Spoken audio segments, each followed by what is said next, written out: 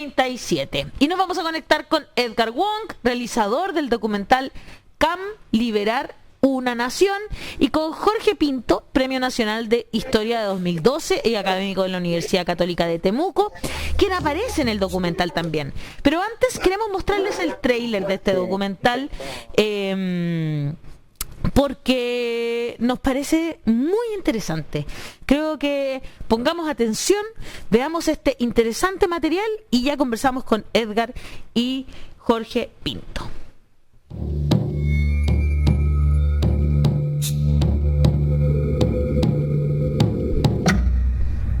Mi nombre es Héctor Yaitul, actualmente el vocero de la coordinadora Arauco Mayeco, la CAM.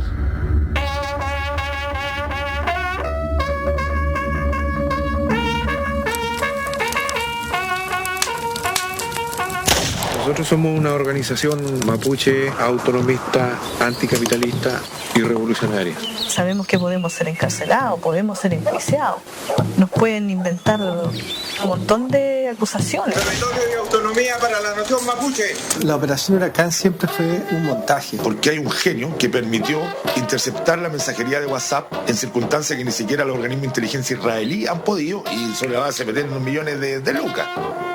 A nosotros siempre nos dijeron, y nos van a decir siempre, respeten el Estado de Derecho, pero resulta que los agentes del Estado no respetan su propio Estado de Derecho.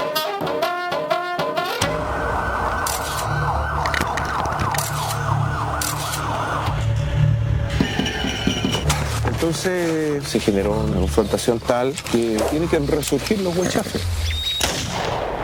Hemos decidido dar esta entrevista para dejar en claro nuestra propuesta de lucha y de reconstitución del mundo mapuche bajo los lineamientos de la coordinadora Arauco Mayeco.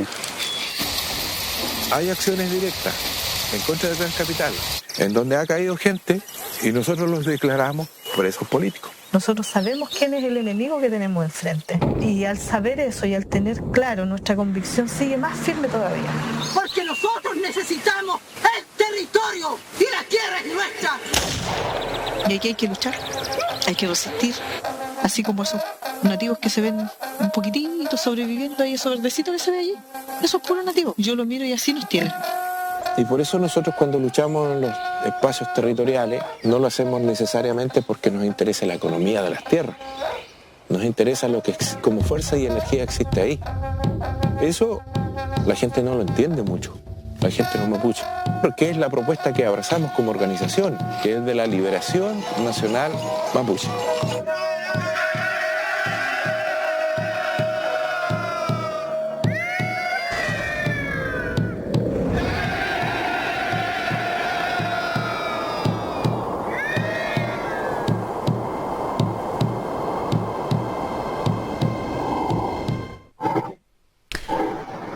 Ahí está el tráiler de este documental CAM, Liberar una Nación, y estamos con su realizador, Edgar Wong, y también con Jorge Pinto, Premio Nacional de Historia 2012, académico de la Universidad Católica de Temuco. Bienvenidos a La Voz de los que Sobran ambos. Buenos días. Buen día. Buen día, muchas gracias. Buenos días, muchas gracias por la invitación. De nada. ¿Qué tal? Muchas gracias a ustedes también. Bueno, las imágenes son bien interesantes. Edgar, parto contigo. Entiendo que estuviste, esto de cierta manera es periodismo de inmersión también, porque estuviste un tiempo ahí viviendo, ¿no? Claro, bueno, ante todo, antes de contestar cualquier pregunta, Ale, quisiera agradecer a todo el equipo, a los entrevistados también como Jorge y también a la coordinadora Arauco Mayeco por permitirnos acceder a su mundo, a su realidad, entendiendo que la estigmatización y la política que han vivido ellos también hacen que desconfíen mucho. Claro. Entonces, en ese sentido, lo agradecemos mucho. Y claro, fue una serie de 7 viajes que nosotros hicimos a territorio mapuche recuperado por la CAM. Hay que hacer el hincapié que la CAM recupera en específico predios forestales, ¿ya? Y ahí también, por ejemplo, estuvimos en Pidenco, que es un lugar súper importante para la lucha de la CAM, y también para la lucha autonomista mapuche en general, porque allí, en el territorio Pidenco, que es un predio forestal legalmente de Arauco, ¿ya? Para el Estado chileno, ¿no? Para el Estado de Derecho, allí se hizo la primera quema de camiones, en 1997, el 1 de diciembre de 1997, y allí muchos historiadores mapuches también hablan de que marca un quiebre, ¿no? Entre las tomas simbólicas que hacían antes, ya, y para pedirle, qué sé yo, a la CONADI, que le puedan comprar las tierras, hacia la recuperación en los hechos. Perfecto. Son imágenes que no, yo creo que son muy distintas a las que hemos visto en ocasiones, ¿verdad? Como tú dices, te dejaron estar ahí, entrar. Jorge, el otro día conversábamos con ¿cómo se llama el escritor? ¿Matías Correa? Martín Correa, que lanzó hace muy poco el libro El Despojo, sobre lo que está diciendo un poco también Edgar, ¿no? Que tiene que ver con la recuperación de tierras.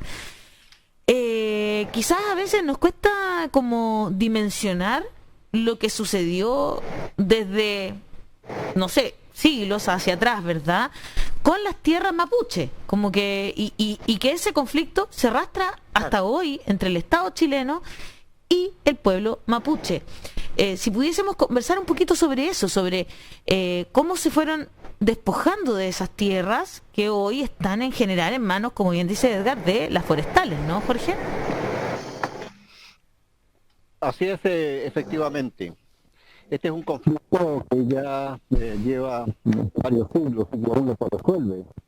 5 siglos de conflicto es el título del último libro que publiqué este año, o el año pasado más bien, pero que entró en circulación este año. Sin embargo, las cosas se complicaron a partir de hace 150, 170 años atrás, cuando llegó el Estado.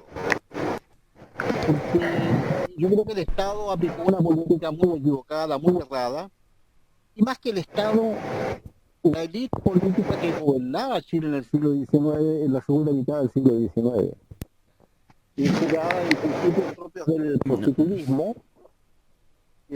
Jorge, lo estamos escuchando muy mal, lo escuchamos como con un ruido, no sé si es... Sí, hay un ruido de fondo. Un ruido de fondo, pero claro, alcanzamos a escuchar parte de su relato, sí. Que está hablando de su último libro, justamente. Lo ocurrió hace 150 años con una ofensiva del Estado, pero ahí corregimos eso por mientras, ¿cierto? Es muy interesante escucharlo y ver ahí cuál es el problema, a lo mejor por interno, ¿cierto?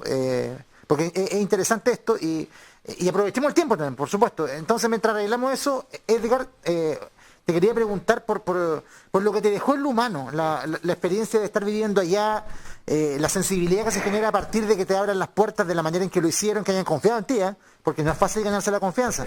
Y por supuesto, cómo aquello se refleja finalmente en el trabajo que logran realizar.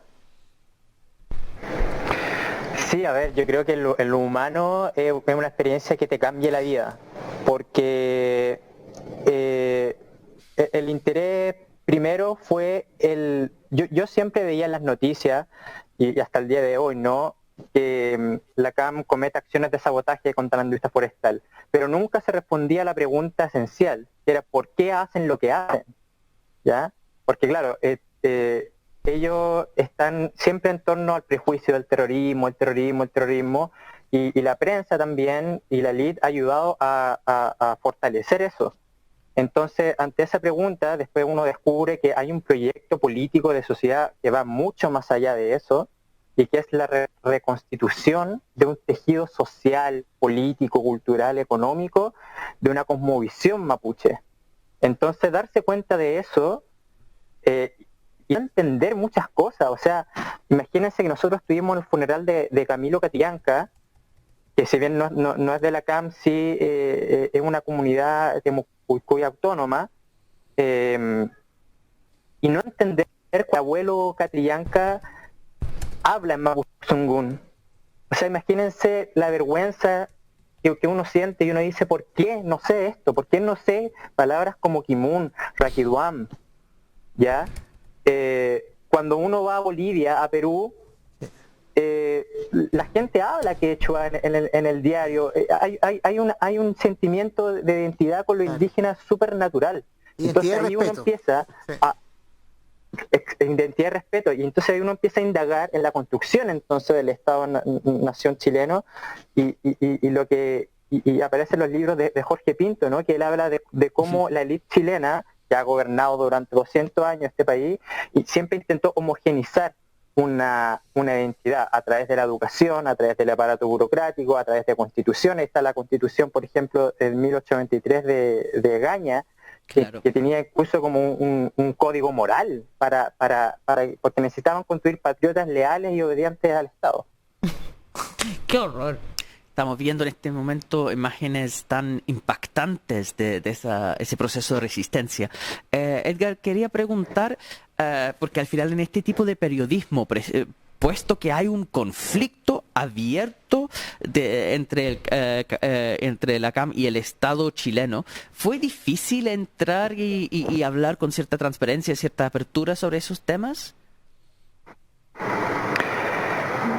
Claro que fue difícil, fue un proceso de largos años yo creo que fundamentalmente era expresar y transmitir que nosotros teníamos un interés genuino de saber lo que hay detrás de este proyecto. De hecho, la CAM sacó un libro que se llama Chenka Rakiduam, en donde ellos despliegan todo la propuesta social y política a largo plazo, el horizonte, ¿no?, de liberación nacional mapuche. Por eso se llama CAM Liberar una Nación. Yo me hago la pregunta, por ejemplo, en Chile, ¿qué partido político chileno, libro en donde despliega a largo plazo, no un programa de gobierno que a 4 años, que no es nada, ya que serie de promesas, a largo plazo un proyecto de sociedad para Chile? Entonces yo creo que también ahí yo como ciudadano chileno también hago cruces entre la lucha de la CAM, porque hay que entender esto no es un documental, sino sobre ante la experiencia, pero lógicamente también dejamos gran parte del documental porque por ejemplo el documental no tiene una voz en off como Patricio Guzmán que va contando otro tipo de relato, sino que dejamos que la cama hable también. Claro, todavía no podemos conversar con Jorge, así que vamos a estar con Edgar por un rato, porque lamentablemente no se escuchaba bien sí. A ver, Jorge, ¿nos está escuchando ahora? Yo los escucho muy bien. Y mejoró el audio. Ahora sí. Ahora mejoró bastante, don Jorge, así que le ofrecemos disculpas también por eso, que no está... No se preocupen. Sí. No se preocupen. Usted estaba hablando de su último libro y de estos últimos 150 años. Si pudiese retomar esa mirada justamente que, como bien decía Edgar recién, nos falta. Nos falta como pueblo, como lo que aparece en la prensa tradicional también, ¿no? Claro, yo supongo que a partir de la llegada del Estado las cosas se complicaron en la región, porque indudablemente gobernada por una élite que creía que el progreso se lograba mediante el exterminio de los bárbaros, se justificaba y se legitimaba la política que ellos aplican, que es una política de exterminio incluso físico del mapuche. No hay mejor mapuche que el mapuche muerto. Wow. Si no se lograba integrar a la chilenidad, había que exterminarlo, ¿no?, en bien de la humanidad. Así decían los hombres del 19, que debía operar el Estado que ellos estaban manejando. Entonces, como decía Martín Correa, a quien ustedes acaban de mencionar, ¿no?, generó una ira que se fue acumulando durante décadas y que fue alimentando una serie de proyectos que buscaban modificar la política del Estado a lo largo del siglo XX. Pero ningún gobierno fue capaz de resolver esta situación, de corregir los errores. a pesar de la lucha que inician los loncos a comienzos del siglo XX. El movimiento autonomista tiene larga data, ya se planteaba en los años 30, se planteaba más adelante en los años 50, y ha seguido madurando en el curso de las décadas siguientes. Ahora, a esa aspiración de autonomía, de reconocimiento como pueblo-nación, se suma también la imperiosa necesidad de recuperar sus tierras, las tierras que le fueron robadas, esa es la palabra exacta. Amparados por el Estado, una serie de particulares se apropiaron no solo del territorio, sino que de las tierras. Claro. Y empobrecieron al pueblo mapuche. Entonces, ¿qué están esperando ahora? ¿Que no reaccionen las comunidades? ¿Que no aparezcan organizaciones como la CAM? Ya lo dijo Cornelio Saavedra en el siglo XIX, comandante en jefe de las tropas que estaban operando en la Araucanía. Una guerra a muerte va a provocar precisamente lo que señalaba Martín Correa, una ira y una incapacidad del Estado de incorporar de esa manera tan violenta al pueblo mapuche sin respetar lo que la Constitución de 1828 estableció. Un trato de nación a nación. Yo tengo una pregunta relacionada con algo que usted dijo un poco antes, ¿cierto? Que está también en su último libro, este concepto de una élite chilena que busca hacer homogénea la sociedad. Por supuesto que hay una política de exterminio. Bueno, es un tema del trato de las naciones occidentales con los pueblos originarios en general, ¿no? Hay esa famosa frase que dijo Richard Pratt, el capitán del ejército estadounidense, sobre los indios canadienses, ¿no? Matar al indio que lleva adentro para salvar el niño, que era la lógica de esos colegios internados obligatorios, ¿no? Donde sacan los niños y tratan de lavar sus cerebros para que dejen de ser indios. Entonces, claro, se nota ese deseo de homogenizar, pero precisamente para no hacer ese mismo acto de homogenizar con el mismo pueblo mapuche, tengo esa pregunta acerca de la cosmovisión que tiene la CAM, por ejemplo, que busca volver a propiedad comunitaria, y otras visiones que podrían tener el pueblo mapuche, porque fue el mismo Manuel Manquilef, ¿cierto?, que al final diputado mapuche del momento, que busca propiedad individual. Y eso es un tema general de cómo los pueblos originarios quieren de distintas maneras vivir su cultura ancestral. Entonces, quiero entender el momento actual, como dónde se sitúan las visiones tipo la CAM con otros. Bueno, yo tendría que decir que muchos dirigentes mapuches, muchos loncos mapuches, fueron capturados por los partidos políticos.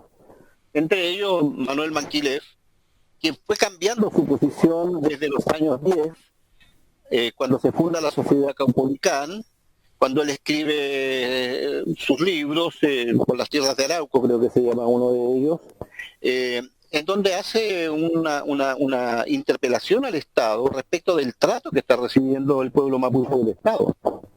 Ahora, capturado por el Partido Liberal, posteriormente cambió su posición, ¿no? Y él era partidario de la propiedad individual y no de la propiedad comunitaria. Pero hubo otros líderes que mantuvieron su posición, y esa posición fue la que se conserva y es la que recupera hoy día la CAM, la Coordinadora Arauco Mayeco. Yo conozco a Héctor Yaitul, le tengo mucho respeto.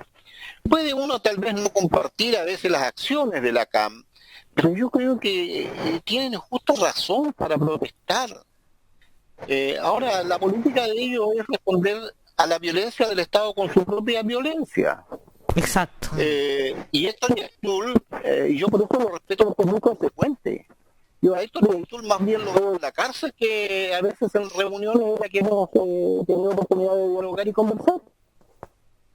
Y él pone la cara. Exacto.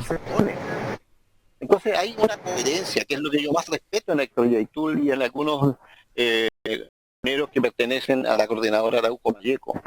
Está a cara descubierta él. Sí, por supuesto. Y él está dispuesto al diálogo. Siempre ha estado dispuesto al diálogo. Cuando funcionó la Comisión Bachelet, nosotros dialogamos largamente con él. Y él estableció algunas condiciones para dialogar con las autoridades de gobierno. Pero no hubo voluntad política finalmente, ¿no? No hubo voluntad política, no ha habido voluntad política, porque hay muchos intereses que se cruzan ahí. Intereses de los grandes empresarios, hoy día de las forestales, que están castigando tan duramente el territorio, están absorbiendo las napas de agua, están provocando la desertificación de algunas zonas, ¿no? Y todo en beneficio de un grupo muy pequeño de inversionistas, aumentando la pobreza del pueblo mapuche. En eso el pueblo mapuche tiene mucha razón para levantarse y levantar su voz y protestar. Ahora, la idea es cómo salimos del paso, cómo logramos resolver esto, cómo llegamos a ciertos acuerdos. Claro. Celebro la iniciativa, con esto termino, celebro la iniciativa de los rectores de las universidades de Temuco, liderado también por el obispo, el señor Héctor Vargas, ¿no? En el sentido de solicitar la colaboración, no sé cómo llamarlo en realidad, el centro NANSEM de Noregua, que ha venido precisamente no para resolver los conflictos que tenemos en la Araucanía, sino que para colaborar, porque tenemos que buscar una fórmula. Los parlamentos de los siglos coloniales son una excelente experiencia histórica, y eso se puede lograr con voluntad política, pero en este país yo creo que no tenemos esa voluntad política. Absolutamente de acuerdo con Jorge Pinto en ese sentido.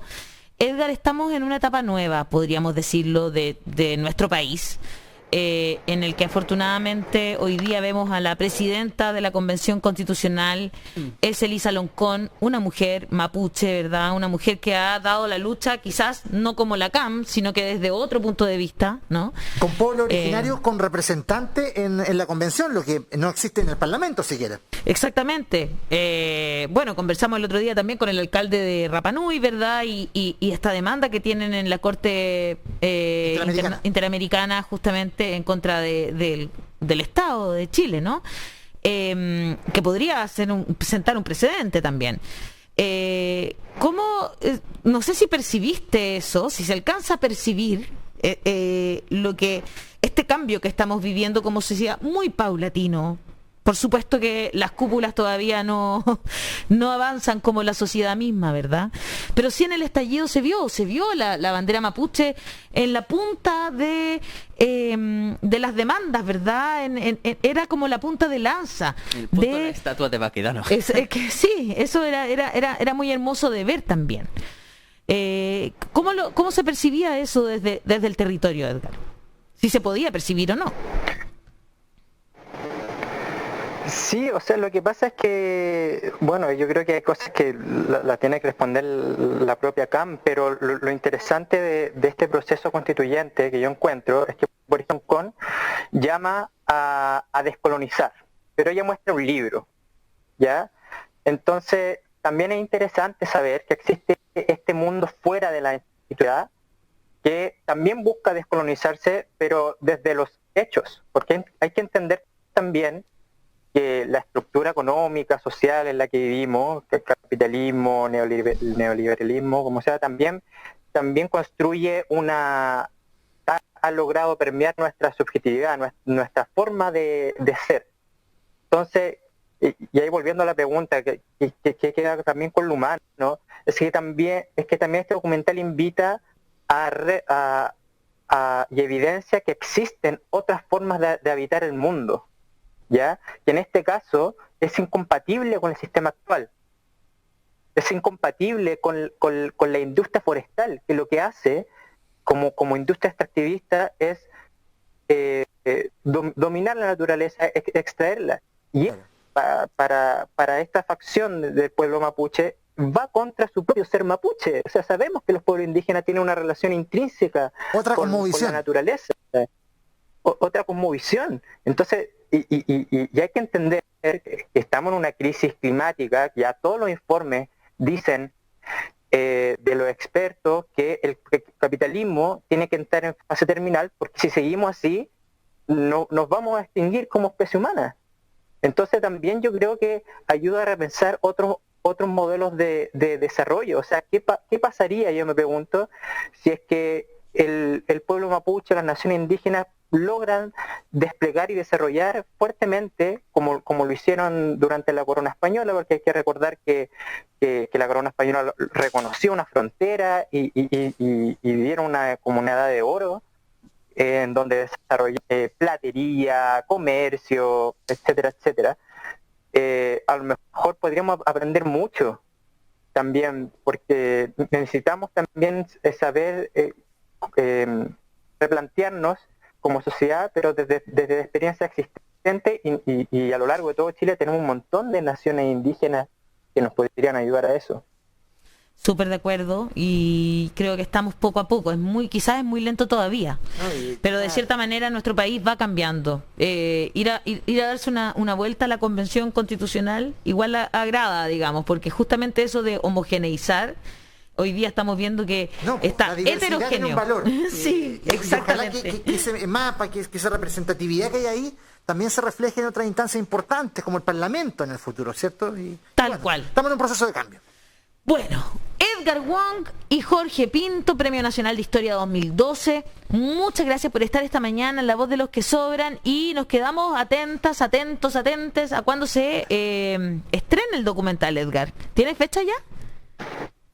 Eso quería hablar. El estreno va a ser tenemos varios estrenos. Uno en formato presencial en Valparaíso, en el Teatro Insomnia, ex Teatro Condel, ya el 12 de octubre a las 6:30 de la tarde, ya. Con aforo reducido. Toda la información la vamos a estar entregando en nuestro Instagram, @camdocumental, para que nos sigan. Y también vamos a tener un estreno online por Teatro 1000 TV el 16 de octubre, y también va a estar en la red de salas de cine también desde mediados de octubre disponible, y también vamos a intentar lo máximo posible de mostrarla de formato presencial en juntas de vecinos, en territorio. Bueno, tenemos pendiente ir a mostrarla allá a Pidenco también, y en todos los lugares posibles. También van a ver en el Instagram que abrimos un crowdfunding, porque esto solamente es autogestión, y de verdad agradezco a todo el equipo que ha trabajado gratis literalmente en este proyecto, solamente por la necesidad de que salga a luz, y estamos recopilando también, debemos una deuda grande, y que nos permitió hacer el documental, y también que nos permita viajar para mostrarla en formato presencial a comunidades y universidades y todos los espacios posibles, porque creemos que políticamente es muy necesario este documental. Absolutamente de acuerdo. Muchas gracias por estar esta mañana en La Voz de los que Sobran, a ambos, y espero que nos veamos pronto cuando ya empiece a estrenarse en distintos lugares. Un abrazo, que estén muy bien. Chao, chao. Muchas gracias. Adiós. Muchas gracias.